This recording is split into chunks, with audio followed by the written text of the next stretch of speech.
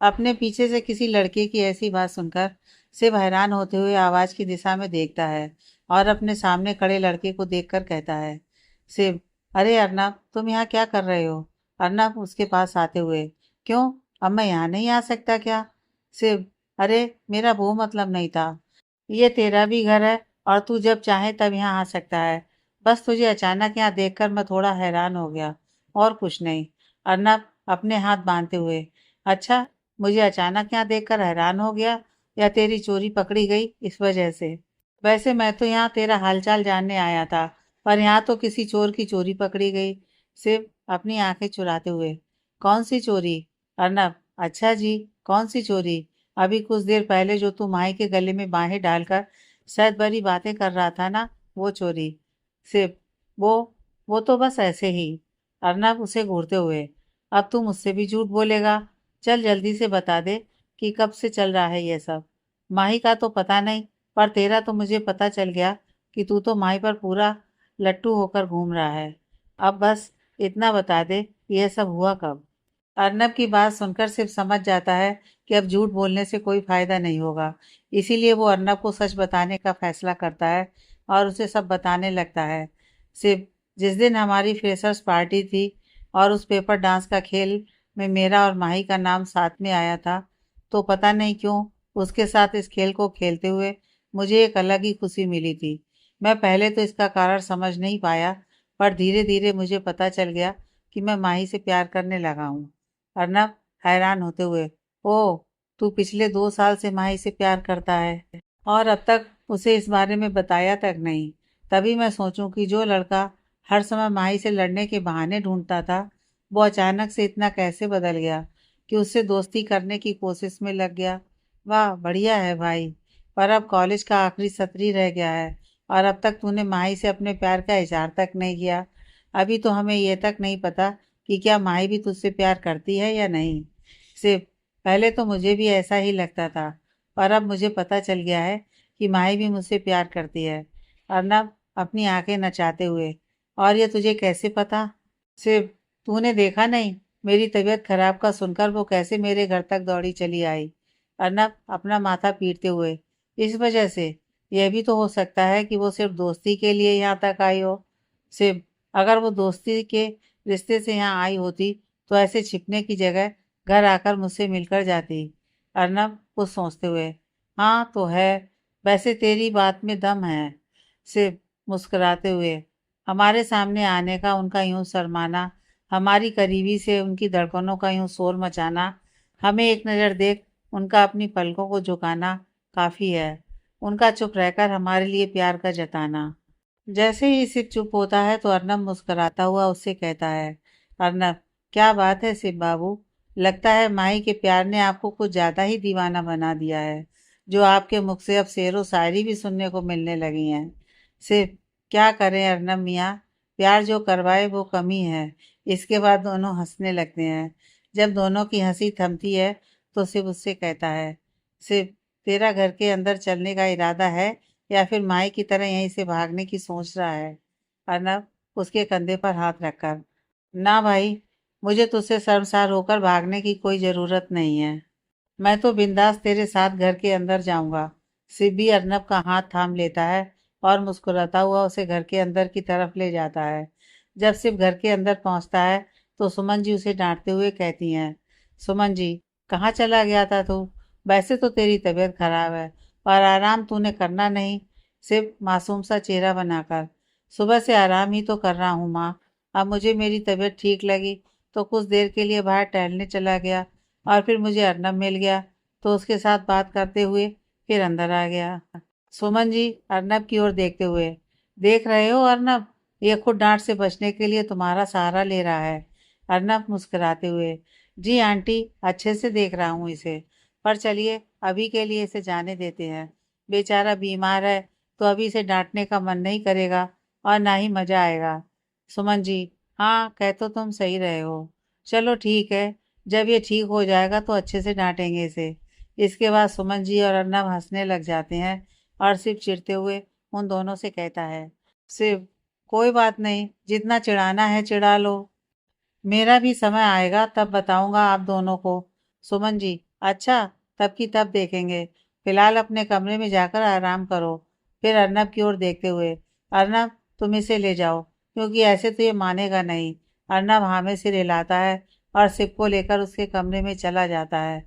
और सुमन जी रसोई में शिव और अर्नब के लिए कुछ खाने के लिए बनाने चली जाती हैं। उधर माही शिव के यहाँ से निकलने के बाद सीधे अपने घर जाकर ही रुकती है, जिससे उसकी सांसें चढ़ जाती हैं। कमला जी उसकी ऐसी हालत देखकर घबरा जाती हैं और जल्दी से उसके लिए पानी लेकर आती हैं और उसे पानी पिलाते हुए उसकी पीठ सहलाती हैं, जिससे कुछ देर बाद माही की सांस सामान्य होती हैं। जब कमला जी को लगता है कि अब माही ठीक है, तो वो उससे पूछती हैं, कमला जी, क्या हुआ माही? तू इतनी जल्दी में क्यों आ रही है? सब ठीक तो है ना बेटा? माही झूठ बोलते हुए, हाँ मामी, सब ठीक है। वो मुझे आने में देरी हो गई तो मुझे लगा कि आप चिंता कर रही होंगी, बस इसीलिए जल्दी घर पहुंचने के चक्कर में ये सब हो गया। कमला जी उसके सिर पर चपत लगाते हुए, पगली कहीं की, तूने तो मुझे डरा ही दिया था। जब तूने मुझे फोन करके बता ही दिया था, तो तुझे इतनी भाग दौड़ करने की क्या जरूरत थी? कभी कभी तू भी अजीब हरकतें करती है। माही, माफ करना मामी, आगे से ऐसा नहीं करूंगी। कमला जी मुस्कुराते हुए, अच्छा ठीक है, चल अब जाकर हाथ मुंह धोकर आ जा, मैं तेरे लिए खाना लगाती हूँ। आज जो कुछ भी हुआ था, उससे माई की भूख प्यास सब गायब थी। इसीलिए वो अपनी मामी से झूठ बोल देती है कि उसने खाना कैंटीन में ही खा लिया था और आराम करने का बहाना बनाकर अपने कमरे में चली जाती है। कमरे में जाकर माही सबसे पहले फ्रेश होकर अपने कपड़े बदलती है और फिर आकर अपने बेड पर बैठ जाती है। अभी तक उसे शिव की करीबी का एहसास हो रहा था और शिव के वहाँ जो कुछ भी हुआ, वो उसे समझने की कोशिश कर रही थी और खुद से कह रही थी, माही, वो सब क्या था? मैं शिव की तबीयत का सुनकर उसके घर तक दौड़ी क्यों चली गई थी? और जब शिव मेरे इतने करीब था, तो मुझे बुरा क्यों नहीं लगा? जबकि मैं तो उनमें से हूँ जो किसी लड़के को अपनी तरफ आंख उठाकर भी ना देखने दे। आखिर ये सब मुझे हो क्या रहा है? क्यों मैं हर समय शिव की तरफ खींची चली जाती हूँ? और आज शिव किस मजाक की बात कर रहा था? वो अपने द्वारा बोली हर बात को मजाक बोल रहा था, या फिर जो उसने अंत में खुद को किसी और का हो जाने की बात कही, वो मजाक था? अगर शिव किसी और का होता भी है, तो इससे मुझे इतना बुरा क्यों लग रहा है? कहीं दिव्या की बात सच तो नहीं है और मुझे शिव से प्यार तो नहीं हो गया? इस दुविधा को कैसे दूर करूं? क्योंकि जब तक मेरी ये दुविधा दूर नहीं होगी, मुझे शांति नहीं मिलेगी। फिर कुछ सोचते हुए, एक काम करती हूँ, दिव्या को फोन करती हूँ, अप्रत्यक्ष रूप से इस बारे में जानने की कोशिश करती हूँ। ये सोचकर माही अपना मोबाइल उठाती है और दिव्या को फोन मिला देती है। कुछ ही देर में दिव्या फोन उठा लेती है और उससे कहती है, दिव्या, क्या बात है मोहतरमा, आज कॉलेज के बाद भी मेरी याद कैसे आ गई? माही उसे डांटते हुए, देख, अभी मेरा मजाक करने का बिल्कुल मन नहीं हो रहा है, तो अभी मैं तुझसे जो पूछूं उसका जवाब दे। दिव्या गंभीर होकर, ओह, लगता है कोई ज्यादा ही गंभीर बात है। चल ठीक है, पूछ, क्या पूछना है? माही हिचकिचाते हुए, मान ले, मेरा मतलब है कि अगर हमें ये पता करना हो, मतलब अगर किसी को किसी से प्यार हो जाए, तो उसे कैसे पता चलता है? देख, अगर तू बताना चाहती है तो ठीक है, वरना कोई जबरदस्ती नहीं है। मुझसे किसी ने इस बारे में पूछा था, पर मुझे इस बारे में पता नहीं है, तो सोचा कि तुझसे पूछ लूं। दिव्या जोर से हंसते हुए, जो लड़की कुछ भी बोलने से पहले सोचती नहीं है, वो ये सवाल पूछने में ऐसे हिचकिचा रही है जैसे पता नहीं ये कितना बड़ा गुनाह हो। और हाँ, ये नौटंकी किसी और के पास करना, क्योंकि मुझे अच्छे से पता है कि वो किसी कोई और नहीं बल्कि तू ही है। और ये भी पता है कि जिसके लिए तेरा दिल बेताब हुआ जा रहा है, वो कोई और नहीं बल्कि शिव है। माही मायूस होते हुए, पर क्या शिव मुझसे प्यार करता है? दिव्या अपना माथा पीटते हुए, हे भगवान, क्या होगा इस लड़की का? अभी तुझे तेरा पता नहीं और शिव की चिंता पहले पड़ गई कि वो तेरे बारे में क्या सोचता है। अरे देवी, पहले खुद के दिल का हाल तो समझ ले। शिव के दिल का हाल उसके बाद खुद ब खुद समझ आ जाएगा। माही, अच्छा, और मुझे कैसे पता चलेगा मेरे दिल का हाल? दिव्या अपनी आंखें बंद करके अपने दिल पर हाथ रख और फिर शिव के बारे में सोच। अगर शिव के बारे में सोचते हुए तेरे दिल में घंटियां बजें, मतलब तेरे दिल की धड़कन तेज हुई, तो समझ लेना कि तुझे उससे प्यार है, और अगर ऐसा हुआ तो फिर गाना गा लेना, तूने मारी एंट्रियां रे, दिल में बजी घंटियां रे, टेन टेन टेन। इतना कहकर दिव्या फिर से हंसने लग जाती है और माही उसे डांटते हुए कहती है, माही, कुछ ज्यादा नहीं मजा आ रहा है तुझे मुझे तंग करने में? कोई ना बच्चू, कल कॉलेज में बताऊंगी तुझे मैं। दिव्या उसे छेड़ते हुए, हाँ कॉलेज में ही बता देना कि तेरे दिल में कितनी घंटियां बजी, शिव के नाम से, हाँ हाँ। इतना बोलकर दिव्या जल्दी से फोन रख देती है और माही उसे बोलती ही रह जाती है। फोन कटने के बाद माही अपना मोबाइल एक तरफ रखती है और ठीक वैसा ही करती है जैसा दिव्या ने कहा था। शिव के बारे में सोचते ही उसके दिल की धड़कनें तेज हो जाती हैं और उसके होठों पर मुस्कान फैल जाती है। माही जल्दी से अपनी आंखें खोलती है और खुशी से अपने बेड पर खड़ी होकर नाचते हुए धीरे से खुद से कहती है, माही, तुझे शिव से प्यार हो गया है माही।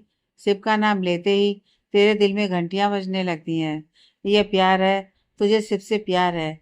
ये बोलते हुए माही बेड पर बैठ जाती है और तकिया उठाकर उसमें शर्म से अपना मुंह छुपा लेती है। अगले दिन जब माही कॉलेज जाती है तो कक्षा में शिव को देखकर उसे एक बार फिर शिव द्वारा की गई हरकत याद आ जाती है, जिससे उसके लिए शिव का सामना करना मुश्किल होने लगता है। और ऊपर से जब शिव का ध्यान माही पर पड़ता है तो वो उसे छेड़ने के लिए मुस्कुराते हुए अपनी एक आंख दबा देता है, जिससे माही शर्माकर अपनी नजरें झुका लेती है। शिव को माही को ऐसे देखकर बहुत हंसी आ रही थी।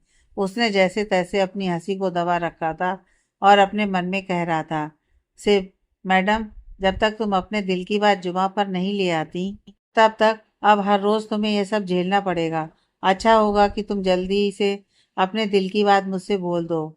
जब शिव ने माही को आंख मारी थी और माही ने शर्माकर अपनी नजरें झुका ली थी तो यह सब अलीसा ने देख लिया था, जिस वजह से उसे बहुत गुस्सा आया और वो मन में बड़बड़ाने लगी, अलीसा, ये आज इन दोनों को हो क्या गया है? आज से पहले तो इनमें से किसी ने ऐसा कुछ नहीं किया, और ये माही इतना शर्मा क्यों रही है, जैसे शिव इसका दोस्त नहीं बल्कि आशिक हो। शिव भी आज कुछ बदला बदला सा लग रहा है, कहीं इन दोनों में कुछ चल तो नहीं रहा? नहीं नहीं, ऐसा कुछ नहीं है, क्योंकि अगर ऐसा होता तो अब तक ये दोनों हम सबको बता चुके होते। और इन दोनों को देखकर लगता है कि अगर मैंने जल्दी ही कुछ नहीं किया तो वो दिन दूर नहीं जब ये माही मेरे शिव को मुझसे दूर ले जाएगी। मैं ऐसा नहीं होने दे सकती। बाहर में जाए कॉलेज की पढ़ाई, मैं शिव को आज ही बता दूंगी कि मैं उससे कितना प्यार करती हूँ। और मुझे पूरा यकीन है कि शिव मेरी भावनाओं को जानने के बाद शिव भी मुझसे अपने प्यार का इजहार कर देगा। उधर जब माही दिव्या के पास आकर बैठती है तो दिव्या उसे छेड़ते हुए पूछती है, दिव्या, तो मैडम शिव के नाम से दिल में घंटियां बजी या नहीं? माही बिना कुछ बोले बस शर्माकर हाँ में सिर हिला देती है। माही का जवाब सुनकर दिव्या खुशी से उछल पड़ती है और माही को गले लगा लेती है। जब शिव, अर्नब और अलीसा दिव्या को ऐसा करते देखते हैं तो वो तीनों भी उसके पास आ जाते हैं और अर्नब दिव्या से कहता है, अर्नब, क्या बात है दिवू, किस बात की खुशी मनाई जा रही है? मुझे भी गले लगाकर अपनी खुशी में शरीक कर लो ना। दिव्या उसकी बाजू पर हल्के से चपत लगाते हुए, पूरे बेशरम हो तुम, बोलने से पहले बिल्कुल भी नहीं सोचते। अर्नब, अरे भाई, अपनी महबूबा को गले लगाने में कैसी शर्म। दिव्या अर्नब को आंखें दिखाने लगती है तो अर्नब अपने होठों पर उंगली रख लेता है। अर्नब को दिव्या से ऐसे डरते हुए देखकर सब हंसने लग जाते हैं। शिव का ध्यान अभी भी माही की बात जानने में होता है तो वो फिर से दिव्या से कहता है, शिव, अब तो बता दो यार कि किस बात की खुशी मनाई जा रही है? दिव्या माही की ओर देखते हुए, माही बता दूं सबको? माही नाम में सिर हिलाने लगती है। पर दिव्या तो माही को तंग करने के पूरे इरादे बनाकर बैठी थी और इसी के साथ वो शिव के मन की बात भी जानना चाहती थी। इसीलिए वो एक तीर से दो निशाने लगाते हुए माही से कहती है, दिव्या, यार ये तो गलत बात है। ये सब भी तो हमारे दोस्त हैं तो इन्हें भी तो जानने का हक है ना। इसलिए मैं तो बताऊंगी, और अगर तुझे इससे दिक्कत है तो अपने कान बंद कर ले। माही दिव्या को मना करती रह जाती है पर दिव्या उसकी एक नहीं सुनती और शिव से कहती है, दिव्या, वो बात दरअसल ये है कि हमारी माही कॉलेज की पढ़ाई के बाद एक नया सफ़र शुरू करने की सोच रही हैं। माही उसे डांटते हुए, दिव्या चुप हो जा, वरना तुम मुझसे पिटेगी। दिव्या डरने का अभिनय करते हुए, देख रहे हो तुम सब, ये मुझे कैसे धमकी दे रही है। अर्नब, यार माही देखो, मेरी दिबू को ऐसे मत डराओ। और हम सब तुम्हारे दोस्त हैं, तो हमें भी जानने का हक है, इसलिए तुम कुछ मत बोलो। दिबू, तुम बताओ कि कौन सा सफर शुरू करने वाली है माही। दिव्या, वो दरअसल माही कॉलेज की पढ़ाई के बाद विदेश जाने की सोच रही है। यह बात सुनकर एक तरफ जहां माही हैरान रह जाती है कि यह दिव्या क्या बोल रही है, वहीं दूसरी तरफ शिव को यह बात सुनकर एक झटका लगता है और वो माही को डांटते हुए कहता है, शिव, कोई जरूरत नहीं है तुम्हें विदेश जाने की। अपना देश ही सबसे बढ़िया होता है, इसलिए यहीं रहो। पहले हम खुद अंग्रेजों से आज़ादी पाना चाहते थे और अब हम खुद वहां जाकर उनकी गुलामी करते हैं। पर तुम्हें यह सब करने की क्या जरूरत है। शिव की बात सुनकर सब आंखें फाड़े शिव को देख रहे थे। वहीं दिव्या मंद मंद मुस्कुरा रही थी, क्योंकि उसे जो पता करना था वो उसे पता चल गया था। इसीलिए उसने शिव का गुस्सा शांत करने के लिए उससे कहा, दिव्या, अरे शिव, तुम तो ऐसे गंभीर हो गए जैसे माही अभी जा रही हो। मैं तो मजाक कर रही थी। माही ना तो कॉलेज के बाद और ना ही जिंदगी में कभी विदेश जाने का सोच रही है। वो तो मैंने सोचा कि चलो तुम सबके साथ थोड़ी सी मस्ती करते हैं, बस इसीलिए मैंने ऐसा बोल दिया। बाकी कोई बात नहीं है।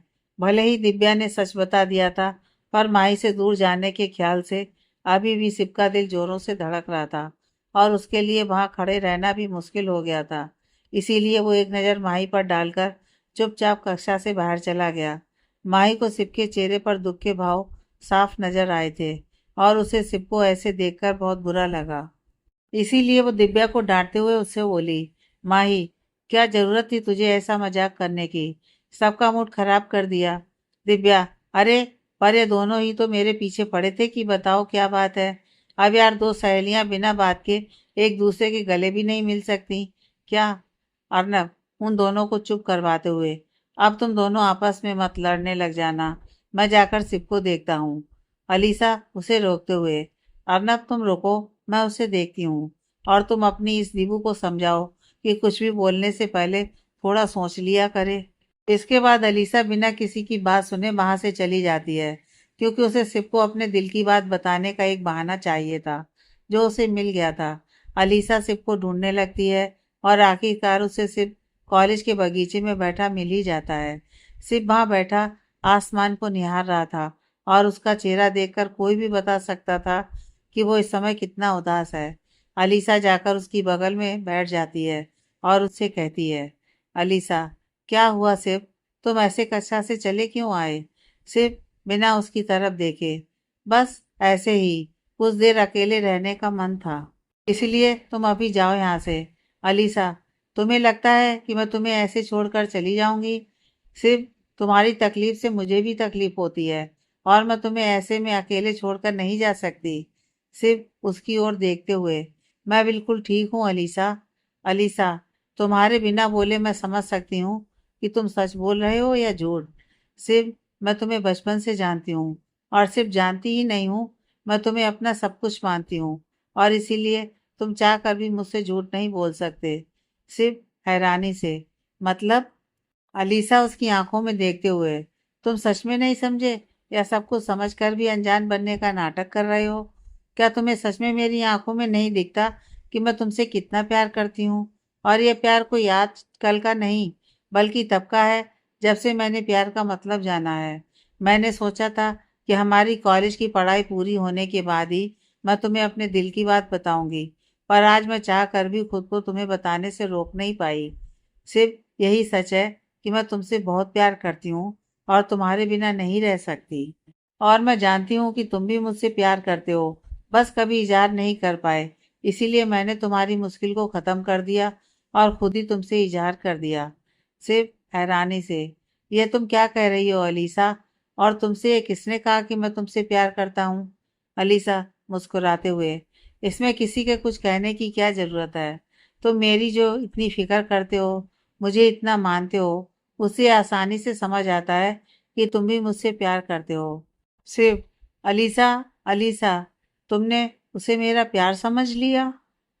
तुम मेरी बचपन की दोस्त हो और इसीलिए मेरा तुम्हारी फिक्र करना स्वाभाविक है। मैं तुम्हें अपनी सबसे अच्छी दोस्त मानता हूँ। इसके अलावा मेरे दिल में ऐसा कुछ नहीं है। अलीसा, चलो मान लेती हूँ कि तुम मुझे अपनी सबसे अच्छी दोस्त मानते हो, इसीलिए मेरी फिक्र करते हो। पर मैं तो तुमसे प्यार करती हूँ ना, और हम दोनों एक दूसरे को बचपन से जानते हैं, तो तुम भी मुझसे प्यार करने लग जाओगे। सिर्फ ऐसा कभी नहीं हो सकता अलीसा। अलीसा अपनी आंखों में आंसू लिए, क्यों नहीं हो सकता सिर्फ? क्या मैं इतनी बुरी हूँ कि मैं तुम्हारे प्यार के काबिल नहीं हूँ? सिर्फ उसके आंसू पोंछते हुए, ऐसा नहीं है अलीसा, बल्कि तुम तो मेरी सबसे अच्छी दोस्त हो। अलीसा, तो फिर क्या दिक्कत है सिर्फ? सिर्फ अलीसा, मैं किसी और से प्यार करता हूँ। अलीसा हैरानी से, किससे? सिर्फ सहज भाव से, माही से। माही का नाम सुनकर अलीसा को बहुत गुस्सा आया, पर वो अभी चाह कर भी कुछ नहीं बोल सकती थी। इसीलिए उसने अपने गुस्से को दबाया और सिप से बोली, अलीसा, क्या वो भी तुमसे प्यार करती है? सिर्फ हाँ में सिर हिलाते हुए, हाँ, पर अभी तक हमने अपने प्यार का इजहार नहीं किया। पर बहुत जल्द वो दिन आ जाएगा जब हम दोनों एक दूसरे से अपने प्यार का इजहार करेंगे। अलीसा, किसी से प्यार करना हमारे बस में नहीं होता। यह तो अपने आप में हो जाता है, जैसे तुम्हें मुझसे और मुझे माही से। मैं चाह कर भी तुम्हें दोस्ती से ज़्यादा कुछ नहीं दे सकता। उम्मीद है कि तुम मेरी बात को समझोगी और हमारी दोस्ती खराब नहीं करोगी। अलीसा अपने गुस्से को दबाते हुए, सही कहा तुमने सिर्फ, कि प्यार पर जोर नहीं चलता। और तुम चिंता मत करो, मैं अपने प्यार को तुम्हारी खुशियों और तुम्हारी दोस्ती के बीच नहीं आने दूंगी। जानती हूँ कि ये मेरे लिए बहुत मुश्किल होगा, क्योंकि मैं तुमसे बहुत प्यार करती हूँ, पर तुम्हारी खुशी के लिए मैं ये भी करने को तैयार हूँ। सिर्फ हो सके तो मुझे माफ़ कर देना अलीसा, मेरी वजह से तुम्हारा दिल दुखा है। अलीसा, तुम माफ़ी मांगकर मुझे शर्मिंदा मत करो सिर्फ, इसमें तुम्हारी कोई गलती नहीं है। फिर अपने मन में, सारी गलती तो उस माही की है, क्योंकि वो हमारे बीच आई है, और इसकी सज़ा तो उसे मिलकर रहेगी। मैं उसे ऐसी सज़ा दूंगी कि वो जिंदगी भर याद रखेगी। सिर्फ तुम्हें तो मेरा ही होना पड़ेगा, चाहे प्यार से या फिर। यह सोचते हुए अलीसा के चेहरे पर सातिर मुस्कान आ जाती है, जिसे सिर्फ देख नहीं पाता। अलीसा जल्दी से अपनी मुस्कान को छुपाती है और सिप से कहती है, अलीसा, चलो सिप, कक्षा में चलते हैं। तुमने कहा ना कि माही भी तुमसे प्यार करती है, तो तुम्हें दुखी देखकर उसे भी बुरा लग रहा होगा। माही का ख्याल आते ही सिप अपना मूड ठीक करता है और अलीसा के साथ वापस अपनी कक्षा में चला जाता है। जब सिप कक्षा में वापस आता है, तो सबसे पहले वो माही की तरफ देखता है। माही का उदास चेहरा देखकर वो खुद का मूड जल्दी से ठीक करता है, ताकि माही के चेहरे की मुस्कान वापस लौट सके। शिव को देखकर अर्नब जल्दी से शिव के पास जाता है और उससे पूछता है, अर्नब भाई तू ठीक है ना? इससे पहले कि शिव कोई जवाब देता, दिव्या उसके पास आ जाती है और शिव से कहती है, दिव्या, शिव मुझे माफ कर दो, मुझे नहीं पता था कि मेरे मजाक के कारण तुम्हारा दिल दुखेगा। शिव मुस्कुराते हुए, तुम्हें माफी मांगने की कोई जरूरत नहीं है दिव्या, मैं खुद भी इस बात पर कुछ ज्यादा ही प्रतिक्रिया दे गया। मेरी वजह से तुम सबका मूड भी खराब हो गया, इसीलिए माफी तो मुझे तुम सबसे मांगनी चाहिए। सब आपस में बात कर रहे थे, पर माही अभी भी अपनी जगह पर ही बैठी हुई थी। वो शिव से बहुत कुछ कहना चाहती थी, पर उसे समझ में नहीं आ रहा था कि वो किस हक से शिव से बात करे, क्योंकि उसे भी अब तक इतना समझ आ चुका था कि उन दोनों में अब सिर्फ दोस्ती का रिश्ता नहीं है, बल्कि उससे कुछ ज्यादा ही है। इसीलिए माही को शिव से बात करने में झिझक हो रही थी। शिव भले ही सबसे बात कर रहा था, पर उसका पूरा ध्यान माही पर ही था, और वो उसके मन का हाल बखूबी समझ रहा था और खुद को कोसते हुए मन में बड़बड़ाने में लगा हुआ था। शिव, क्या जरूरत थी मुझे ऐसी प्रतिक्रिया देने की? माई का मूड इतना अच्छा था, और सिर्फ मेरे कारण उसका मूड खराब हो गया। मेरी तो उससे बात करने की भी हिम्मत नहीं हो रही है, क्योंकि मुझे बिल्कुल भी समझ में नहीं आ रहा कि मैं उससे क्या बोलूं। चूंकि सिप को भी पता चल गया था कि माही उससे प्यार करती है, पर अभी तक उन्होंने एक दूसरे को इजहार नहीं किया था। इसीलिए उसे भी माही से बात करने में कुछ झिझक हो रही थी, क्योंकि उसे समझ में नहीं आ रहा था कि माही के कुछ पूछने पर वो उसे क्या जवाब देगा। अर्नब, दिव्या और अलीसा कब से उन दोनों को एक दूसरे को देखते हुए देख रहे थे।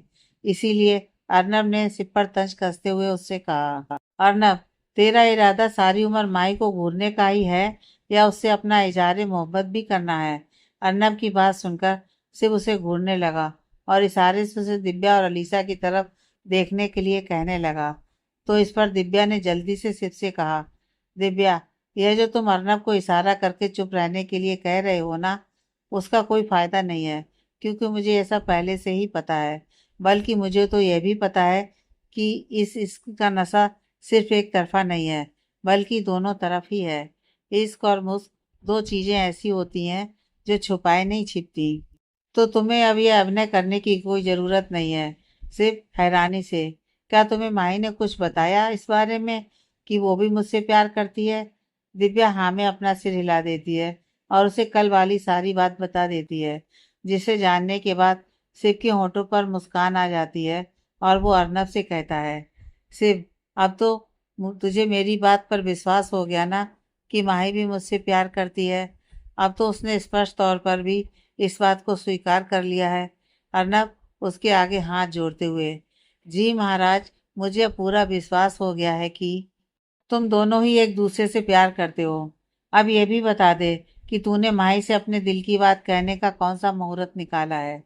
शिव, अभी तो मैंने ऐसा कुछ सोचा ही नहीं। अर्नब अपना माथा पीटते हुए, बस मुझे लग गया पता कि यह सब तेरे बस की बात नहीं है। तू माही को प्रपोज तब करेगा जब तू बूढ़ा हो जाएगा और दो दो छड़ियों के सहारे चलेगा और लड़खड़ाती हुई आवाज में माही से कहेगा, माही, मैं तुमसे बहुत प्यार करता हूँ, क्या तुम भी मुझसे शादी करोगी? इसके बाद जब तू उसे अपनी बत्तीसी दिखाएगा तो तेरे दांतों की जगह तेरा पोपला मुंह नजर आएगा। माही भी तब तुझे अपनी झुर्रियों वाले चेहरे के साथ मुस्कुराकर कहेगी, इतनी जल्दी क्यों अपनी मोहब्बत का इजहार कर दिया सिर्फ? जब हम दोनों कब्र में पहुंच जाते तो इजहार करते ना। अर्नब अपनी इस बात के साथ साथ सबको वैसा अभिनय करके भी दिखा रहा था जिससे दिव्या के लिए अपनी हंसी रोकना मुश्किल हो गया और वो अपना पेट पकड़कर हंसने लगी। अलीसा को भी सामान्य दिखने का अभिनय करना था, तो वो भी ना चाहते हुए भी अर्नब की इस बात पर हंसने लगी। शिव उन तीनों को घूरते हुए उनसे कहने लगा, शिव, तुम तीनों को ज्यादा हंसी नहीं आ रही? जैसा तुम सोच रहे हो वैसा कुछ नहीं होगा, क्योंकि मैं बहुत जल्दी माही को अपने दिल की बात बता दूंगा। अर्नब, तो वो जल्दी हम अभी ले आते हैं। कहते हैं ना कि शुभ काम में देरी नहीं करनी चाहिए। तो जल्दी जा और माही को अपने दिल की बात बता। सिर्फ आंखें फाड़े हैरानी से, अभी, मतलब इसी वक्त? अर्नब उसे घूरते हुए, मुझे पता है कि अभी का मतलब इसी वक्त होता है, इसीलिए मुझे तुझे इसका मतलब बताने की जरूरत नहीं है। और अभी बताने में क्या है? पिछले 2 साल से तो तू उससे प्यार करता है और अभी भी तुझे ये जल्दी लग रहा है? चल अब ये नौटंकी बंद कर और जल्दी जा। इससे पहले कि सिर्फ माही के पास जाता, दिव्या उसका रास्ता रोक लेती है और उससे कहती है, दिव्या, सिर्फ तुम अभी माही को प्रपोज नहीं कर सकते। अर्नब, दिबू, ये तुम क्या कह रही हो? क्या तुम नहीं चाहती कि ये दोनों प्रेमी एक हो जाएं? दिव्या, चाहती हूँ, पर मैं ये साधारण सा प्रपोज नहीं चाहती। यार, इन दोनों की प्रेम कहानी की शुरुआत इतनी फिल्मी तरीके से हुई है। मतलब पहले लड़ाई, फिर दोस्ती और अब प्यार। तो फिर इस प्यार का इजहार भी खास तरीके से होना चाहिए ना। इसलिए तुम माही को किसी खास अंदाज में प्रपोज करो, ना कि ये साधारण तरीके से। दिव्या ने साधारण तरीके शब्द पर कुछ ज्यादा ही जोर दिया और अर्नब की तरफ मुंह बनाकर देखने लगी। तो अर्नब जल्दी से सिर से बोल पड़ा, अर्नब, हाँ भाई, तू माही को किसी खास अंदाज में ही प्रपोज करना, वरना सारी उम्र तुझे भी मेरी तरह ताने सुनने पड़ेंगे। शिव, क्यों, तुझे क्या ताने मिल गए?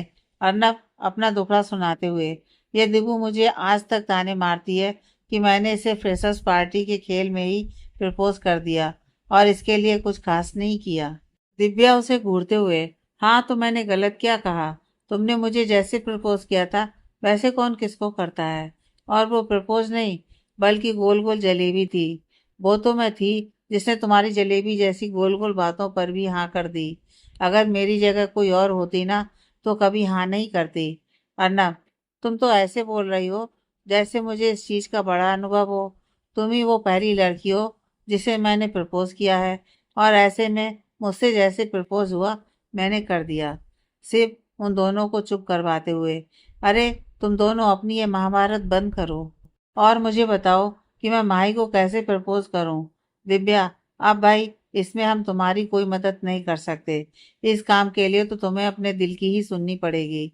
वो जैसे बोलेगा वैसे ही करना, बस अंदाज कुछ खास हो। और हाँ, जब सोच लो तो बता देना, हम प्लान पूरा करने में तुम्हारा पूरा साथ देंगे। सिर्फ ये अच्छा है, प्रपोज खास हो, ये मांग भी तुम लोगों की है और कोई आइडिया देना भी नहीं है। दिव्या, अब भाई हम तो ऐसे ही हैं, चलो अब समय बर्बाद मत करो और इस बारे में सोचो। अलीसा अपने मन में, अरे यार, मैं कहाँ इनकी नौटंकी में फंस गई, पता नहीं इनका यह नाटक कब तक चलेगा। अलीसा अपने मन में, अरे यार, मैं कहाँ इनकी नौटंकी में फंस गई, पता नहीं इनका यह नाटक कब तक चलेगा। इससे तो अच्छा था कि हमारा लेक्चर लग जाता। इस प्रोफेसर को भी आज ही छुट्टी पर जाना था क्या? एक ये अर्नब कैसे शिव और माही की जोड़ी बनाने में लगा हुआ है। इसे यह नहीं कि अपनी दोस्त अलीसा और शिव की जोड़ी बना दे। कोई बात नहीं, जिसको जो करना है करो, क्योंकि जीत तो मेरी ही होगी। मैं बस एक सही समय का इंतजार कर रही हूँ और वो मिलते ही ऐसी चाल चलूंगी कि शिव और माही के रिश्ते के बीच ऐसी दरार आएगी जिसे कोई भी भर नहीं पाएगा। और तब शिव सिर्फ और सिर्फ मेरा होगा। शिव को प्रेम का ज्ञान बांटने के बाद सब अपनी अपनी जगह पर जाकर बैठ जाते हैं। जब दिव्या माही के पास जाकर बैठती है तो माही उसे अजीब नज़रों से देखने लग जाती है। माही को खुद की तरफ ऐसे देखकर दिव्या उससे कहती है, दिव्या, क्या बात है मोहतरमा, आप मुझे ऐसे क्यों घूर रही हैं, जैसे मुझे खा जाएंगी। माही, इतनी देर से तुम सबके बीच क्या खुसर खुसर चल रही थी और किस बात की इतनी हंसी आ रही थी? दिव्या, ओह, तो ये बात है, मैडम को ये जानना है कि हम क्या बातें कर रहे थे। अगर इतनी दिलचस्पी थी तुझे ये जानने की तो यहाँ बैठकर हमें घूर कर अपना खून जलाने से अच्छा था कि आकर हमारे पास ही खड़ी हो जाती। माही, अगर तूने आज मुझे विदेश भेजने वाला झूठ और रायता ना फैलाया होता तो मुझे ना चाहते हुए भी यहाँ ना बैठना पड़ता। दिव्या, अरे यार, तू अब तक उस बात को लेकर बैठी है, तुझे तो बल्कि उस बात के लिए मेरा धन्यवाद कहना चाहिए, क्योंकि कल ही तो तू बोल रही थी कि पता नहीं सिर्फ मुझसे प्यार करता है या नहीं। और आज मेरे इस नाटक पर जिस तरह से सिर्फ बौखलाया था, उससे तुझे पता चल गया होगा कि सिर्फ भी तुझसे प्यार करता है। माही, जब तक वो अपने प्यार का इजहार नहीं कर देता तब तक क्या फायदा? दिव्या उसे छेड़ते हुए, ओए होए, तुझे बड़ी जल्दी है इजहार की। तू बोले तो मैं अभी सिर्फ से बोलूं कि तुझसे और सब्र नहीं होगा तो वो जल्दी से तुझसे अपने प्यार का इजहार कर दे। माही उसके आगे हाथ जोड़ते हुए, बस कर, गलती हो गई जो तेरे सामने ये बात बोल गई मैं, और तुझे ऐसा कुछ भी करने की कोई ज़रूरत नहीं है। दिव्या अपने कंधे उचकाकर, मैं तो तेरी मदद ही कर रही थी, पर चल कोई ना। इसी तरह हंसी मजाक के साथ उनके कॉलेज का दिन बीत जाता है और सब अपने अपने ठिकानों पर चले जाते हैं। घर जाने के बाद भी शिव का सारा ध्यान इसी तरफ लगा हुआ था कि वो माई को कैसे प्रपोज करे, और वहीं दूसरी तरफ माई को बार बार शिव का खुद पर ऐसे हक जताना याद आ रहा था जो उसने उस पर उसके विदेश जाने की बात सुनकर जताया था, जिससे माही के होंठों की मुस्कान जाने का नाम ही नहीं ले रही थी। अगले दिन जब माही कॉलेज जाने के लिए तैयार हो रही थी तो उसके मोबाइल की घंटी बजने लगी। जब माही ने अपना मोबाइल देखा तो उस पर दिव्या का नाम फ्लैश हो रहा था। इतनी सुबह सुबह दिव्या का फोन आया देखकर माही को थोड़ी हैरानी हुई। फिर उसे लगा कि शायद आज दिव्या ने कॉलेज नहीं जाना होगा, इसीलिए वो उसे फोन करके बता रही हो। अपने मन में आ रहे ख्यालों में ही माही ने दिव्या का फोन उठा लिया और उससे बोली, माही, क्या बात है दिबू, आज इतनी सुबह सुबह फोन कैसे कर लिया? दिव्या, हाँ, वो मुझे तुझसे कुछ जरूरी बात करनी थी, तो इतनी जल्दी फोन करना पड़ा। अगर देर करती तो तू कॉलेज के लिए निकल जाती। माही, हाँ, तो कॉलेज तो जाना ही है ना? दिव्या, हाँ जाना है, पर उससे पहले तुझे मेरे साथ कहीं और जाना है। माही, कहाँ जाना है मुझे तेरे साथ?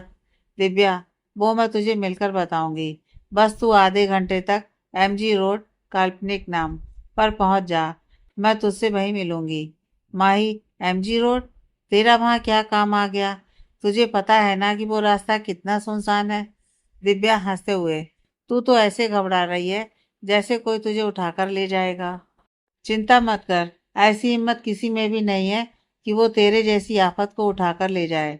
तो ये घबराना बंद कर और जल्दी से वहां पहुंच। देख, देर मत करना। माई, ठीक है, मेरी माँ, आती हूँ, बस तू समय से पहुंच जाना। क्योंकि मैं ज़्यादा देर वहाँ नहीं रुकने वाली। दिव्या, हाँ, ऐसी नौबत नहीं आएगी। चल मैं फ़ोन रखती हूँ, वरना बात करते करते ही देर हो जाएगी। इतना कहकर दिव्या फ़ोन रख देती है और माही खुद से बड़बड़ाने लग जाती है। माही, पता नहीं ये लड़की क्या कुछ करती रहती है। ये तक नहीं बताया कि उसे वहाँ काम क्या है और मुझे उस सुनसान जगह पर बुला लिया। हे भगवान, अपनी कृपा दृष्टि बनाए रखना और कुछ गड़बड़ मत होने देना। यह सोचकर माई भी जल्दी से तैयार होती है और दिव्या की बताई जगह पर पहुंच जाती है। इस समय तक भी उस जगह कोई भी देखने को नहीं मिल रहा था और दिव्या का भी अभी तक कोई अता पता नहीं था। उस पूरी सड़क पर माही बिल्कुल अकेली थी, इसीलिए उसे काफी डर लग रहा था और वो दिव्या को गालियां निकालते हुए भगवान को याद कर रही थी। जब 2 मिनट तक भी दिव्या वहां नहीं पहुंची तो माही ने दिव्या को फोन लगाया और उसके फोन उठाते ही माही उस पर बरस पड़ी और उससे कहने लगी, माही, दिव्या कहाँ है तू? मैंने तुझे पहले ही कहा था कि मैं ज्यादा देर तक यहाँ नहीं रुकने वाली। इस पूरी रोड पर मेरे अलावा कोई नहीं है, फिर भी तू इतनी लापरवाह कैसे हो सकती है? तुझे जहाँ जाना है वहां अकेली ही जा, क्योंकि मैं यहाँ से कॉलेज के लिए निकल रही हूँ। दिव्या उसे शांत करते हुए, माही, माही, बस 5 मिनट रुक जा यार। देख, मैं रास्ते में ही हूँ, बस 5 मिनट में पहुंच रही हूँ। तुझे हमारी दोस्ती का वास्ता, तू वहां से कहीं नहीं जाएगी। माही, तेरा दिमाग तो ठीक है ना दिव्या? इसमें कसम देने वाली क्या बात है? देख, तेरी कसम के कारण मैं यहाँ 5 मिनट और रुकूंगी और अगर फिर भी तू नहीं आई तो मुझसे कोई उम्मीद मत रखना। दिव्या मुस्कुराते हुए, ठीक है, इससे ज्यादा इंतजार नहीं करना पड़ेगा तुझे। इसके बाद माही फोन रख देती है और गुस्से में बड़बड़ाने लगती है, माही, पता नहीं इस दिव्या का कौन सा सोना गड़ा हुआ है यहाँ, जो मुझे यहाँ से हिलने ही नहीं दे रही। माही को इंतजार करते हुए पूरे 5 मिनट हो जाते हैं पर दिव्या का अभी तक कोई अता पता नहीं होता है। तो माही झल्लाते हुए कहती है, माही, बोल रही थी कि 5 मिनट में आ रही हूँ, पर पता नहीं इसके 5 मिनट कब पूरे होंगे। अब मैं यहाँ एक पल भी और नहीं रुक सकती। मैं पहले यहाँ से निकलती हूँ, फिर रास्ते में उसे फोन करके बता दूंगी कि मैं यहाँ से निकल गई हूँ। अब मेरे से यहाँ रुका नहीं जाएगा। पता नहीं क्यों, पर मेरा मन बहुत घबरा रहा है, जैसे कुछ गलत होने वाला है। इससे पहले कि मेरी बची खुची हिम्मत भी जवाब दे जाए, मुझे यहाँ से निकल जाना चाहिए। ये सोचते हुए माही वहां से जाने के लिए सड़क के किनारे चलने लगती है।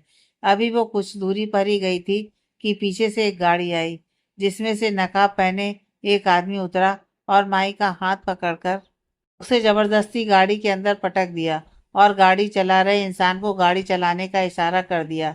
माही बचाओ बचाओ का शोर मचाती रह गई, पर वहां उसकी आवाज सुनने वाला कोई नहीं था। उस गाड़ी में कुल 4 आदमी थे, सबने अपने चेहरों पर नकाब पहना हुआ था।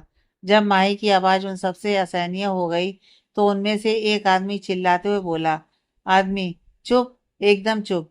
अब अगर तेरी थोड़ी सी भी आवाज आई तो मुझसे बुरा कोई नहीं होगा। दूसरा आदमी, यार, पहले तो इसकी आंखों पर पट्टी बांध ताकि ये रास्ता ना देख पाए। उस आदमी की आवाज सुनकर माई के साथ बैठा आदमी अपनी जेब से काली पट्टी निकालता है और उसे माई की आंखों पर बांध देता है। इस हादसे के कारण माई बहुत ज्यादा घबरा गई थी। जैसे तैसे उसने हिम्मत जुटाई और उन लोगों से बोली, माही, तुम सब हो कौन और मुझे यहाँ कहाँ लेकर जा रही हो? देखो, मुझे छोड़ दो, क्योंकि मुझे उठाकर लेकर जाने से तुम्हारा कोई फायदा नहीं होगा। मैं कौन सा किसी अमीर बाप की बेटी हूँ, तो क्यों घाटे का सौदा कर रहे हो? एक आदमी, वो सब हम देख लेंगे कि यह सौदा घाटे का है या फायदे का। तुम बस चुपचाप बैठी रहो। भाई, ऐसे कैसे चुपचाप बैठी रहूं? हमारे संविधान में भी हमें हक दिए गए हैं, तो ये जानना मेरा अधिकार है कि मुझे कहाँ लेकर जा रहे हो और क्यों। माही को लगा था कि अगर वो बिना सिर पैर की बातें करेगी तो वो लोग उससे परेशान हो जाएंगे और उसे छोड़ देंगे। इसीलिए उसने उन लोगों के सामने ऐसी बातें करनी शुरू कर दी। माही की बात सुनकर एक आदमी हंसते हुए बोला, आदमी, ऐसे तो फिर हमारे पास भी बहुत से हक हैं। माही घबराते हुए, जैसे कि? आदमी चाकू निकालकर माही के गले पर रखते हुए, जैसे कि इस चाकू से तेरी मुंडी काटने का। हा हा। माई हिम्मत करके, मैं कैसे मानूं कि ये चाकू ही है? मेरी आंखों से पट्टी हटाओ, फिर ही मैं इसे देख पाऊंगी। आदमी, इसकी जरूरत नहीं पड़ेगी, क्योंकि हमारे पास इसका एक दूसरा रास्ता भी है। माही, कौन सा? आदमी, तुझे यही पता करना है ना कि ये चाकू है या नहीं। माही बिना कुछ बोले धीरे से हाँ में गर्दन हिला देती है। तो वो आदमी अपनी बात को पूरी करते हुए माही से कहता है। आदमी, तो फिर बता, तुझे अपने शरीर के कौन से अंग पर कट लगवाना है। अगर तो उस जगह से खून निकला और तुझे दर्द हुआ तो तू समझ लेना कि हमारे पास चाकू है। अगर ऐसा ना हुआ तो हम समझ लेंगे कि हमने कोई खिलौना उठा रखा है। माही जल्दीबाजी में, अरे भाई, आप तो गुस्सा हो गए। आपको ऐसा कुछ करने की ज़रूरत नहीं है, क्योंकि आप लोगों का साहस देखकर मुझे विश्वास हो गया कि आप लोगों के पास चाकू है और किसी भी समय आप मेरी मुंडी को गाजर मूली के जैसे काट सकते हैं। आदमी जोर से हंसते हुए, बड़ी जल्दी विश्वास हो गया तुझे। चल, फिर इसी खुशी में अपनी जुबान पर ताला लगा ले और शांति से इस सफ़र का आनंद ले। इसके बाद वो चारों आदमी ठहाके लगाकर हंसने लग जाते हैं और माही बिल्कुल चुप होकर बैठ जाती है। भले ही माही अपनी जुबान से चुप थी, पर वो मनी मन दिव्या को गालियां देते हुए कह रही थी। माही, इस दिव्या ने यह कहाँ फंसा दिया मुझे, और इसकी काली जुबान की मेहरबानी से मेरा सचमुच में अपहरण हो गया। क्या करूं, कैसे बचूं इन सब से। मैं तो अपना मोबाइल निकाल कर किसी को फ़ोन भी नहीं कर सकती। एक तो मेरी आंखों पर पट्टी बंधी है, तो पता भी नहीं कि मैं मोबाइल निकालने जाऊं और ये सब मुझे ही घूर रहे हों। अगर ऐसा हुआ तो पल भर में ये लोग मेरी मुंडी धड़ से अलग कर देंगे। पर मैं ऐसे हाथ पर हाथ रखकर भी तो नहीं बैठ सकती ना। मुझे अपने बचाव के लिए कुछ तो करना ही होगा। पर क्या। माही अभी ये सोच ही रही थी कि उन आदमियों में से एक आदमी की मोबाइल की घंटी बजी और वो फ़ोन उठाकर बात करने लगा। आदमी, जी बॉस, लड़की हमारे साथ ही है। बस कुछ समय में हम वहाँ पहुँच जाएंगे। ठीक है बॉस, हम ध्यान रखेंगे। वैसे हमने उसकी आंखों पर पट्टी बांध दी है, तो उसे रास्ते के बारे में कुछ पता नहीं चलेगा। माही को सिर्फ उस आदमी की ही आवाज़ सुनाई पड़ रही थी और ये एक तरफा बात सुनकर ही उसकी घबराहट बढ़ती जा रही थी। जब उस आदमी ने फ़ोन रख दिया तो फिर माही ने हिम्मत करके बोलना शुरू किया। माही, अगर आप बुरा ना माने तो एक बात पूछ सकती हूँ। आदमी, चल पूछ ले, तू भी क्या याद रखेगी। माही, आप लोगों का कोई बॉस भी है और उसी ने मेरा अपहरण करने को बोला है क्या। आदमी, हाँ, तो हमें भी अपनी रोजी रोटी कमाने के लिए किसी पर निर्भर रहना ही पड़ेगा ना। माही, पर आपके बॉस मेरा अपहरण क्यों करवा रहे हैं। आदमी, ये तो तुम हमारे बॉस से ही पूछना। माही, वैसे आपके बॉस ने आपको मेरे अपहरण के लिए कितने रुपए दिए हैं। अगर कम हुए तो क्या है ना कि मैं खुद को छुड़ाने के लिए आपको उतने या उससे ज़्यादा रुपए दे दूंगी, फिर आप मुझे छोड़ देना। आदमी हंसते हुए, अच्छा, चल तुझे भी एक मौका दे देते हैं खुद को बचाने का। हमारे बॉस ने हमें तेरा अपहरण करने के 1 करोड़ रुपए दिए हैं, तो बता फिर तू हमें इसके कितने गुना देगी। माही मुंह फाड़े हुए हैरानी से, क्या कहा, 1 करोड़, और वो भी मेरे अपहरण के। बुरा मत मानना, पर मुझे लगता है तुम्हारे बॉस का ऊपर का माला खाली ही लगता है। मतलब यार, तुम ही बताओ कि इतना घाटे का सौदा कौन करता है। मैं कौन सा किसी राजे महाराजे की औलाद हूँ जो उसका ये रुपया वापिस आ जाएगा। हम तो मध्यम वर्गीय परिवार से हैं, इसलिए तुम्हारे बॉस के आधे रुपए भी वापिस नहीं होंगे। कुछ समझाओ अपने बॉस को। आदमी झल्लाते हुए, चुप, एकदम चुप। कितना बोलती है यार तू। यहाँ तेरा अपहरण हुआ है और तुझे डरने की जगह ये फालतू की बातें आ रही हैं। तुझे एक सवाल पूछने की इजाज़त दी थी, पर तू तो सिर पर ही चढ़ रही है। अब अगर तेरी आवाज़ आई तो पता है ना क्या होगा। माही डरते हुए, हाँ, तुम लोग मेरी मुंडी गाजर मूली के जैसे काट दोगे। आदमी, हाँ, काफी बुद्धिमान है तू। चल अब चुपचाप बैठ और ज्यादा दोस्ताना होने की कोशिश मत कर। इसके बाद माही की कुछ भी बोलने की हिम्मत नहीं होती है, इसलिए वो चुप होकर बैठ जाती है और भगवान को याद करने लगती है। माही को चुप करवाने के बाद वो नकाबपोश आदमी भी चुप होकर बैठ गए, जिससे गाड़ी में बिल्कुल शांति पसर गई। इसी शांति के साथ उनकी गाड़ी सड़क पर दौड़ती जा रही थी। जैसे जैसे गाड़ी में बैठे माही को ज़्यादा समय होता जा रहा था, वैसे वैसे माही का मन और भी विचलित होता जा रहा था और तरह तरह के सवाल उसके मन में कौंध रहे थे। माही, आखिर ये लोग हैं कौन और इनके बॉस को मेरा अपहरण करवाने से क्या लाभ होगा। ये गाड़ी भी कब से चलती जा रही है। वो समझ में नहीं आ रहा है कि ये लोग मुझे कहाँ लेकर जा रहे हैं। कहीं ये मुझे शहर से बाहर तो नहीं लेकर जा रहे हैं ना। अभी तो कोई मुझे ढूंढने की कोशिश भी नहीं करेगा, क्योंकि मामा मामी को तो यही लगेगा कि मैं कॉलेज में हूँ। और जब तक उन्हें समझ में आएगा तब तक तो पता नहीं ये लोग मुझे कहाँ ले जाएंगे। हे भगवान, मैंने आपसे कहा था कि अपनी कृपा दृष्टि बनाए रखना, पर आपने तो कुछ ज़्यादा ही कृपा दृष्टि बना ली मुझ पर। अब तो मुझे लग रहा है कि मैं कुछ ही देर में आप तक पहुंचने ही वाली हूँ। भगवान जी, मुझे आपसे बहुत प्रेम है, पर फिर भी मैं इतनी जल्दी आपके पास नहीं आना चाहती। अभी तो मैंने ज़िंदगी में कितना कुछ देखना है। अभी तो मेरी कॉलेज की पढ़ाई ही ख़त्म नहीं हुई, और मैं कितने समय से मम्मी पापा, अपने भाई और बहन से भी नहीं मिली। अभी तो मैंने शिव को अपने दिल की बात भी नहीं बताई। कुछ तो रहम करो इस नन्ही सी जान पर, और उसे इस मुसीबत से बाहर निकालो।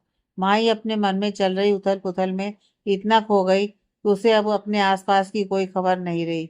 उसकी तंद्रा जब भंग हुई, जब गाड़ी एक जगह आकर रुकी और एक आदमी ने उससे कहा, आदमी, लो मोहतरमा, पहुंच गए हम अपनी मंजिल पर।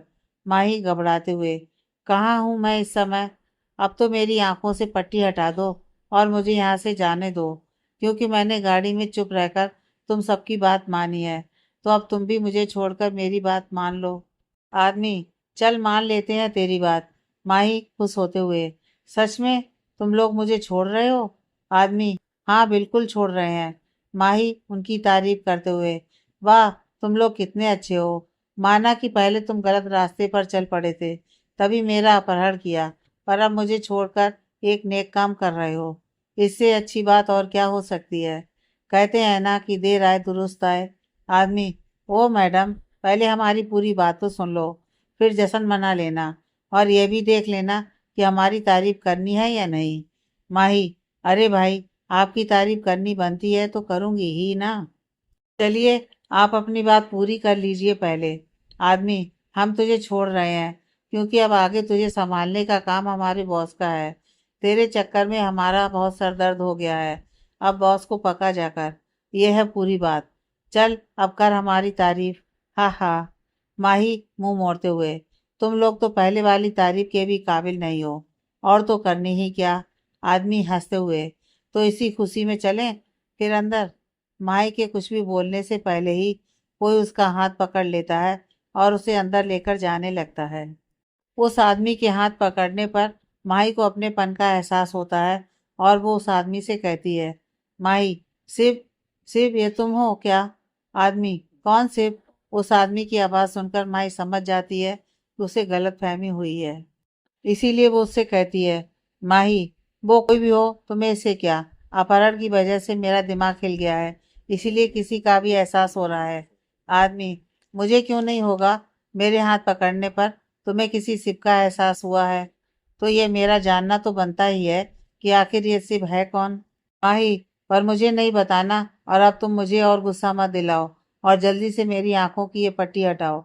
आदमी, बस कुछ देर और सब्र रखो, फिर ये पट्टी तुम्हारी आंखों से हट जाएगी, और साथ ही तुम्हें हमारे बॉस के दर्शन भी हो जाएंगे। इस बात का माही कोई जवाब नहीं देती, क्योंकि अब तक डर उस पर पूरी तरह हावी हो चुका था। वो घबराई हुई सी उस आदमी के साथ चुपचाप अंदर जा रही थी। कुछ देर चलने के बाद वो आदमी एक जगह पर रुक गया और धीरे धीरे माही की आंखों से पट्टी खोलने लगा। माही का दिल जोर से धड़कने लगा, क्योंकि उसे इस बात का बिल्कुल भी अंदाजा नहीं था कि आगे उसके साथ क्या होने वाला है। जब माही की आंखों से पट्टी हटाई गई तो उसने धीरे धीरे अपनी आंखें खोली। काफी देर तक आंखों पर पट्टी बंधी होने के कारण उसे सामने देखने में थोड़ी तकलीफ हो रही थी। कुछ देर में उसकी आंखें सामान्य हुईं और उसने अपनी आंखें खोलकर सामने देखना शुरू किया। सामने का नज़ारा देखकर उसकी हैरानी का कोई ठिकाना नहीं रहा। इस समय वो एक ऐसे कमरे में खड़ी थी जिसके चारों तरफ लाल रंग के दिलवाले गुब्बारे लगे हुए थे, और हर तरफ गुलाब और उनकी पंखुड़ियां ही नजर आ रही थीं। साथ ही वहां पर सुगंधित मोमबत्तियां जल रही थीं, जिनसे बहुत अच्छी खुशबू आ रही थी, जिस पर माही ने पहले अपने डर की वजह से ध्यान नहीं दिया था। और हर तरफ आई लव यू माही और सॉरी माही के बैनर लगे हुए थे। माही यह सब देखकर अचंभित रह गई। उसे कुछ भी समझ में नहीं आ रहा था कि ये सब हो क्या रहा है। कहाँ तो उसे लगा था कि आज उसकी जिंदगी की लीला खत्म होने वाली है, और कहाँ उसे यहाँ कुछ और ही देखने को मिल रहा था। माही ने कमरे के चारों तरफ अपनी नजरें दौड़ानी शुरू की और अपने पीछे खड़े शिव को देखकर उसे सारा माजरा समझने में देर न लगी। वो जल्दी से शिव की ओर बढ़ी और गुस्से में उसके मुंह पर थप्पड़ और कंधों पर मुक्कों की बरसात करने लगी। शिव ने कुछ नहीं बोला और चुपचाप खड़ा रहा। जब माही शिव को पीटते हुए थक गई तो वो रोते हुए उसके गले लग गई और उससे बोली, माही, ये सब तुमने किया है? मतलब मेरा अंदाजा सही था कि बाहर तुमने ही मेरा हाथ थामा था? तुम्हें ये सब करने की क्या जरूरत थी? पता है मैं कितना डर गई थी। मुझे लगा कि अब मैं तुम्हें और अपने परिवार को कभी भी नहीं देख पाऊंगी। शिव माही को खुद से अलग करता है और उसके आंसू पोंछते हुए उससे कहता है, शिव, मुझे माफ कर दो माही, मैं ऐसा बिल्कुल भी नहीं करना चाहता था। पर दिव्या और बाकी सब बोले कि तुम माही को ऐसे प्रपोज करना कि उसे सारी उम्र याद रहे, तो बस मुझे यही तरीका मिला और मैंने ऐसा कर दिया। मैंने दिव्या और अर्नब को बोला था कि माही का अपहरण तुम दोनों ही करके लाना, पर वो बोले कि शेरनी के मुंह में हम हाथ नहीं डालेंगे, इसलिए मुझे उस नाटक मंडली को तुम्हारा अपहरण करने के लिए तैयार करना पड़ा। माही हैरानी से, मतलब यह सब तुम सबकी मिली भगत थी? तभी उस दिव्या की बच्ची ने मुझे उस सुनसान सड़क पर बुलाया ताकि वहां से मुझे उठाना आसान हो जाए और तुम सबको कोई परेशानी ना हो। उस दिव्य को तो मैं छोड़ूंगी नहीं। सिर्फ उसे शांत करते हुए, हाँ बिल्कुल मत छोड़ना, पर फिलहाल उस पर ध्यान दे लो जिस वजह से ये सब हुआ है। इतना कहकर शिव अपने घुटनों के बल बैठ जाता है और अपने हाथ में गुलाब का फूल लेकर मुस्कुराते हुए माही से कहता है, शिव, माही, मैं तुमसे बहुत प्यार करता हूँ, इतना कि तुम्हारे बिना अपनी जिंदगी की कल्पना भी नहीं कर सकता। तो क्या तुम मेरी इस बेवकूफ़ी को भूलकर मुझे अपनी जिंदगी में शामिल करोगी? मैं तुमसे वादा करता हूँ कि तुम्हें जिंदगी की हर खुशी दूंगा। अपनी बात खत्म करने के बाद सिर्फ माही की तरफ हाँ के इंतजार में देखने लगता है, पर माही हाँ करने की बजाय उसकी तरफ पीट करके खड़ी हो जाती है। माही के ऐसा करने से शिव का दिल धक से रह जाता है और उसे डर लगने लगता है कि कहीं माही कुछ देर पहले हुई घटना के कारण उसे फिर से गलत न समझ ले और उससे दूर न चली जाए। वहीं दूसरी तरफ माही शिव को ऐसे परेशान देखकर मन मन मुस्कुरा रही थी और अपने मन में बोल रही थी, माही, बड़ा शौक चढ़ा था ना तुम्हें मुझे परेशान करने का, अब उसका कुछ हिसाब तो मेरा भी वसूलना बनता है। बाकी मेरा सारा गुस्सा तो तुम्हें और तुम्हारे द्वारा की गई ये तैयारी देखकर ही छू मंतर हो गया था। जब काफी देर तक माही शिव को कोई जवाब नहीं देती तो शिव फिर से माही से कहता है, शिव, माही, जल्दी से हाँ बोल दो ना यार। देखो मैं जानता हूँ कि तुम भी मुझसे प्यार करती हो, तो प्लीज अब मुझे और मत सताओ। ऐसे बैठे बैठे मेरे घुटने में भी दर्द होने लग गया है। शिव की बात सुनकर माई उसकी तरफ मुड़ती है और गुस्से में उसे थप्पड़ मारने के लिए अपना हाथ उठाती है। माही को ऐसे अवतार में देखकर शिव हैरान रह जाता है और डर की वजह से जल्दी से अपनी आंख बंद कर लेता है। पर जब कुछ देर तक भी शिव को न थप्पड़ की आवाज सुनाई देती है और ना ही उसे अपने चेहरे पर दर्द महसूस होता है, तो वो धीरे से अपनी आंखें खोलता है तो देखता है कि माही अपने हाथ बांधे उसे देखकर मुस्कुरा रही थी। शिव को कुछ भी समझ में नहीं आ रहा था कि ये माही को बार बार क्या हो रहा है, इसीलिए वो हैरानी से माही की ओर देख रहा था। माही भी समझ गई थी कि शिव क्या सोच रहा है, इसीलिए वो उसके हाथ से गुलाब का फूल लेकर हंसते हुए बोली, माही, तुम्हें क्या लगा कि डराना सिर्फ तुम्हें ही आता है? अरे भाई, हम में भी कुछ तो काबिलियत है। शिव जल्दी से अपनी जगह से खड़ा होता है और माही को कंधों से पकड़कर कहता है, शिव, क्या यार, तुमने तो मेरी जान ही निकाल दी थी। माही हंसते हुए, पर तुम्हारी जान तो मैं हूं ना। माही की बात सुनकर शिव मुस्कुराते हुए हाँ में सिर हिला देता है और माही को अपनी बाहों में भर लेता है। माही भी शिव को अपनी जिंदगी में शामिल करके बहुत खुश थी और भगवान का शुक्रिया अदा कर रही थी, पर उसका दिव्या और अर्नब छोड़ने का कोई इरादा नहीं था। उन दोनों का क्या होने वाला था ये तो भगवान या फिर माही ही जानते थे। पर फिलहाल के लिए माही ने इस बात को एक तरफ रखा हुआ था और शिव के साथ इस प्यार भरे पल को जी रही थी। आगे की कहानी नेक्स्ट पार्ट में।